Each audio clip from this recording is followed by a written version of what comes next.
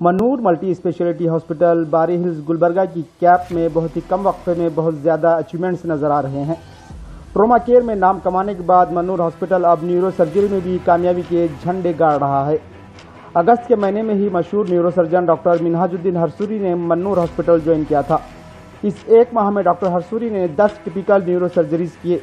तहम गुज़श्ता 10 दिनों में 5 रेयर व मेरेकल सर्जरीज हुए हैं। डॉक्टर्स के मुताबिक ऐसे रेयर सर्जरीज पहले मुंबई, बेंगलुरु, हैदराबाद जैसे मेट्रो सिटीज़ में ही हुआ करते थे। ताहम मनूर मल्टी हॉस्पिटल में भी अब ये मुमकिन है। गुलबर्गा और हैदराबाद, कर्नाटक के लोगों को अब न्यूरो सर्जरीज के लिए मेट्रो सिटीज़ जाने की ज़रूरत नहीं होगी। तमाम सहूलतें, advance equipments, advance operation theatre, तमाम एडवांस फैसिलिटीज़ मनूर हॉस्पिटल में भी दस्तयाब हैं। तो ये एक 10 डेज बोल सकता हूँ मैं, सिर्फ 10 डेज में एक 5 केसेस ऐसे जो सीवियर हेड इंजरी केसेस थे, जो ऐसे केसेस कॉम्प्लेक्स न्यूरोसर्जरी केसेस जिसको कहते हैं, जो प्रीमियर इंस्टीट्यूट्स में होते हैं सर्जरीज, जो कॉर्पोरेट हॉस्पिटल्स में सर्जरीज होते हैं, वैसे पेशेंट्स को अल्हम्दुलिल्लाह इमीडिएटली स्टेबलाइज किया गया एंड इमीडिएटली ओटी को शिफ्ट किया गया एंड सर्जरी किया गया एंड अल्हम्दुलिल्लाह वेरी गुड रिकवरी। बहुत ही कम टाइम में पेशेंट अल्हम्दुलिल्लाह वेंटिलेटर से बाहर आके खुद जो है वार्ड में भी शिफ्ट हो रहे हैं। ठीक है, अल्हम्दुलिल्लाह पहले तो मैं पूरे कल्याण कर्नाटक रीजन के लोगों को ये बताना चाहता हूँ कि ऐसे मेजर केसेस हम लोग कर रहे हैं। अल्हम्दुलिल्लाह रिकवरी भी है, आपके साथ है, पेशेंट अभी हॉस्पिटल में है, आप देख सकते हैं। तो पेशेंट से भी, अटेंडर से भी आप बात कर सकते हैं कि इतना मेजर सर्जरीज, इतना रिकवरी रेट, इतना fast, just with in 24 hours patient ventilator के बाहर आकर खुद चलना, ये एक मिराकल से कम नहीं है अल्हम्दुलिल्लाह।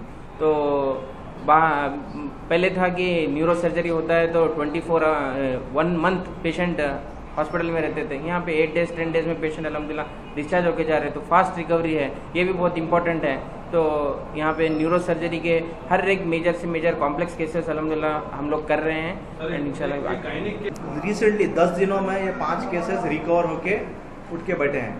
तो पहला केस जो था 60 साल का आदमी था, वो एक्सीडेंट होके हमारे पास आया था। ऑलमोस्ट लाइक बेहोश की हालत में आया था पेशेंट, बेहोश था, कुछ भी रेस्पॉन्स नहीं कर रहा था, तो कोमा के हालत में था।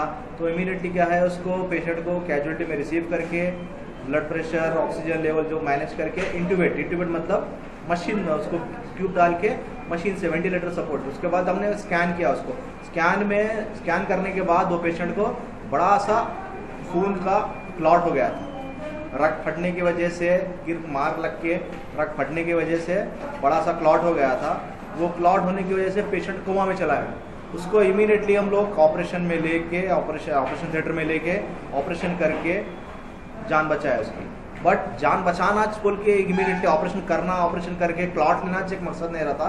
निकालने के बाद की जो रिकवरी रहती, जो आईसीयू में जो वेंटिलेटर के बाद वेंटिलेटर पे जो पेशेंट रहता, उसका जो केयर रहता, उसको जो रिकवरी रहती, वो इम्पोर्टेंट रहती। तो ऐसे पेशेंट्स जो ब्रेन में क्लॉट होता है बड़ा, जिसको लेफ्ट साइड में FTP SDH बोलते हैं, उसको बड़ा सा क्लॉट था, उसको क्या है ऑपरेशन करके क्लॉट निकाले, जो हड्डी है पेट में रख दिया उसको। और ऐसे पेशेंट्स यूजुअली ऑपरेशन के बाद मिनिमम 1 से 2 हफ्ते तक वेंटिलेटर पर रहते हैं। बट ये स्पेशल हम लोग ऐसा उसका इलाज किए, 1 से 2 दिन में वेंटिलेटर से बाहर निकाले, दूसरे दिन उसको चलाना शुरू करें, तो ऑटोमेटिकली पेशेंट की रिकवरी अच्छी होती है। सो 2 हफ्ते का पेशेंट 2 दिन में चलना शुरू करा, वो एक मिराकल जैसा बोल सकते हैं आपको, वो बताना चाहते हैं। अब वो 2 दिन में चल के बाद में फिर पेशेंट नाक का ट्यूब रहता, उसमें से खाना डालते हैं, उसके बाद मुंह से, तो होते होते ऐसा हो गया वो पेशेंट डिस्चार्ज के लिए फिट रेडी। वो एक केस। और दूसरा केस क्या था, एक 30 साल का पेशेंट, वो भी एक्सीडेंट हो गया, गिर गया था, बेहोशी की हालत में, कोमा की हालत में था। उसको भी ला के वेंटिलेटर पे रख के स्कैन करे। उसको तो दोनों साइड, एक साइड छोटा, एक साइड बड़ा जो क्लॉट था वो निकाले, छोटा इंजेक्शन से, दवाओं से मैनेज करे उसको। उसका भी पेशेंट को क्या है, ऐसे पेशेंट्स 2 से 3 हफ्ते, 1 महीने तक वेंटिलेटर पे रहते हैं। वेंटिलेटर पे 2 से 3 दिन के बाद जो मुंह का ट्यूब निकाल के गले में सुराख डाल के ट्यूब वहाँ से डालना पड़ता है, उसको ट्रैकोस्टोमी बोलते हैं। वो भी उसको हम बगैर वो सिचुएशन में, बगैर वो कंडीशन में जाने के 2 से 3 दिन के अंदर वेंटिलेटर से बाहर निकाल के उसको मोबिलाइज मतलब करना शुरू करें। 3 से 4 दिन में पेशेंट आईसीयू से बाहर शिफ्ट हो गए हैं। वो भी ग्रेट अचीवमेंट है। ये एक केस के बारे में हम लोग बताना चाह रहे थे। और एक क्या था, 16 साल का बच्चा था, वो भी बेहोशी की हालत में गिर के आया था। उसको क्या था, क्लॉट नहीं था, फिर भी वेंटिलेटर पे था, क्लॉट नहीं था। अब इसको क्या करना, क्लॉट रहा बोले तो इमीडिएटली निकाल के करके उसको जल्दी से जान बचाने के ट्राई कर सकते हैं। अब इसको क्लॉट नहीं है, सीटी स्कैन करे, सीटी स्कैन नॉर्मल है। सीटी स्कैन नॉर्मल मतलब ऐसे पेशेंट्स क्या है बहुत लंबे वेंटिलेटर पे चले जाते हैं, महीना 2 महीने 3 महीने, फिर उनको फिर से ट्रैकेस्टोमी करना। बट ये पेशेंट 16 ईयर्स था, ऐसा मैनेज करे उसको 2 से 3 दिन में वेंटिलेटर से बाहर निकाले। अब उठ के बैठा है, उठ के चल रहा है, फिर रहा है, बात कर रहा है, खुद से खा रहा है। वो पेशेंट्स को डिफ्यूज एक्सियल इंजरी बोलते हैं, ग्रेड 2 DAI बोलते हैं उसको। सो वो एक पेशेंट। और एक क्या 8 साल का बच्चा, छोटी उम्र के बच्चे को जस्ट खेलते खेलते घर पे गिरने की वजह से बड़ा सा क्लॉट हो गया था। राइट साइड एक बड़ा क्लॉट था, लेफ्ट साइड एक छोटा सा क्लॉट था। ऐसे पेशेंट को क्या है इमीडिएटली ऑपरेशन करना पड़ता, बट हम बगैर ऑपरेशन के भी इलाज करें इसकी भी जान बचाए। पेशेंट बच्चा कोमा में था, कुछ बात नहीं कर रहा था, वेंटिलेटर पे जा रहा था। अब 2 से 3 दिन में बच्चा बाहर निकल के उसको भी डिस्चार्ज करती है। और एक 65 साल का आदमी, 5वां केस ये 65 साल का आदमी जो कि पहले ऑलरेडी उसको स्ट्रोक हुआ था, ऑलरेडी खून पिघलने के गोलियां ले रहा था। वैसा पेशेंट अगर सर को मार लगता तो बचता नहीं। इसको भी ऐसे ही हुआ, पहले से स्ट्रोक होने की वजह से खून पिघलने के गोली ले रहा था, उसको ब्लड थिनर्स बोलते हैं। होने के बाद मार लगने के ही साथ ही उसको बड़ा सा क्लॉट सामने से लेके पूरा पीछे तक क्लॉट हो गया था। क्लॉट होने की वजह से पेशेंट क्या है कोमा में चला गया था। फिर उसको वेंटिलेटर पे रखे, उसको क्या है निकाल के। ऐसे पेशेंट्स यूजुअली 95 to 99% इनका जान बचना मुश्किल रहता है। वो पेशेंट हमारे पास 2 से 3 दिन में वेंटिलेटर से बाहर आया, उसका इलाज है, घर को चलते चला गया। तो रिसेंटली एक 10 दिन में ऐसे 5 केसेस जो हैं सीवियर हेड इंजरीज बोलते हैं उनको। सीवियर हेड इंजरीज का बचना, बाहर निकलना, वेंटिलेटर से बाहर आना, ICU से बाहर आना ही बहुत बड़ी बात रहती है। ऐसे पेशेंट्स यूजुअली 1 से 2 महीने तक वेंटिलेटर से बाहर नहीं निकलते। हम लोग ने 4 से 5 दिन मैक्सिमम बोल सकते हैं, 5 दिन उसके अंदर वेंटिलेटर से बाहर निकाल के, ICU से बाहर निकाल के उसको चलाना फिराना शुरू करें। एक बड़ा अचीवमेंट है हमारे लिए।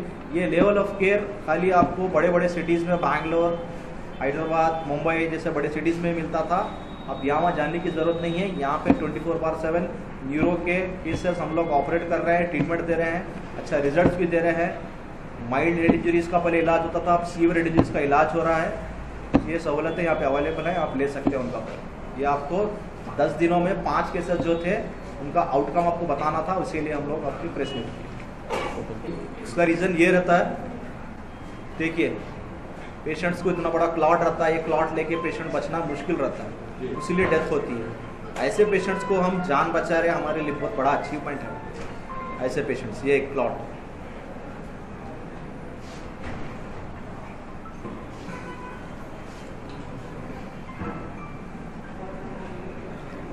बहुत world class equipments, high microscope, high and equipments, advance machines होना पड़ता। वो मशीन्स गुलबर्गा में खाली 2 से 3 जनों के पास है, यहाँ पे मनूर स्पेशलिटी हॉस्पिटल में भी अवेलेबल है। वो मशीन्स की वजह से पेशेंट की ब्लड लॉस कम होता है, पेशेंट का रिकवरी जल्दी होता है पेशेंट का। और एक बात क्या है बोले तो जान जाने का खतरा कम हो जाता है। With in A short duration में हम जो शॉर्ट स्पैन में 5 to 6 केसेस जो किए, all are in a very critical stage and they are bad. So उनका जो फास्टेस्ट जो रिकवरी है, जो स्टेबलाइजेशन जो करना था from the day 1 of accident to the discharge, so what are the things जो हम मुश्किलें जो आगे आए उन सबको हम कैसे डिफेंड किए, उसके ऊपर जो प्रेस मीट डिफरेंट है।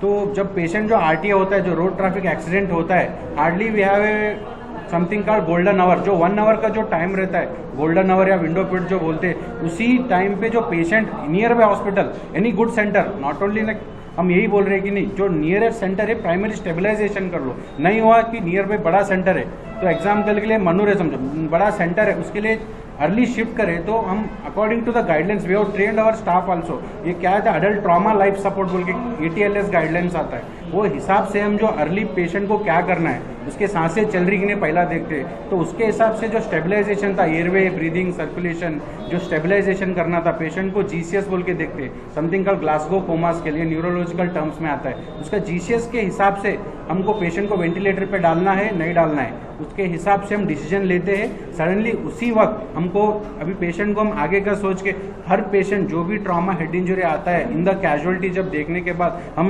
उसी टाइम डिसाइड करते हैं कि इसका ऑपरेशन लगने वाला है नहीं लगने वाला है। तो लगने वाला है तभी का तभी हम ब्लड रिपोर्ट्स, ब्लड इन्वेस्टिगेशन, जो ब्लड अरेंजमेंट्स, जो न्यूरो के सर्जरीज जो है 2-2, 3-3 लीटर जो हम ऑपरेशन टेबल पे उतना ब्लड लॉस होता है, हमको डायरेक्टली देना पड़ता है blood. So arrangement of blood, so blood bank से हम बात करके रख देते। इमीडिएटली जब पेशेंट आते हैं कि scanning centre, main thing is CT scan is urgent, so we can done in fraction of second, 10 second में सीटी स्कैन होता है। शिफ्टिंग लेना आना, ऑलवेज शिफ्ट द पेशेंट। जो ट्रॉमा के रहते स्पाइन बोर्ड बोल के आता है, स्पाइन बोर्ड पे शिफ्ट करो।